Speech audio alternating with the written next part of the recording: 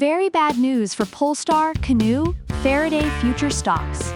Polestar, Canoo, and Faraday Future shares have plunged hard. They have all crashed by more than 40% this year. These companies could be forced to do a reverse split this year. Polestar PSNY, Canoo GOEV, and Faraday Future FFIE stock prices have tumbled this year amid the rising concerns about the electric vehicle EV industry. Polestar's stock has crashed by more than 69% this year, while Canoo and Faraday Future have tumbled by 70% and 42%, respectively. Polestar versus Canoo versus Faraday Future stocks. These companies have collapsed because of their slow growth and strained balance sheets. Data shows that Faraday Future ended the last quarter with less than $5 million in cash, even as its net loss came in at over $400 million. Canoo had about $9.6 million in cash, down from $12.7 million in the December quarter. Polestar has over $951 million in cash and short-term investments, while it is continuing to make substantial losses. Worse, Volvo has announced that it will stop funding the company. It has also hinted that it will hand its stake to Geely.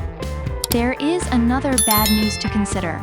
On Thursday, Nikola's stock tumbled by more than 31%, after the company announced that it would do a 1-for-30 reverse split in a bid to gain compliance with Nasdaq. Polestar and Faraday Future stocks were trading at 70 cents on Thursday and has remained below $1 since May. After going through a short squeeze in May, Faraday Future stock has moved below $1 since May 29th. This means that Faraday Future and Polestar will need to do a reverse stock split in a bid to maintain their listings. Canoo is also not doing well, as it has crashed hard in the past few months.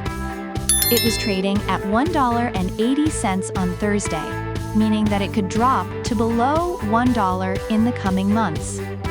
This is important because Canoo implemented a 1-to-23 reverse split that pushed its stock to almost $5.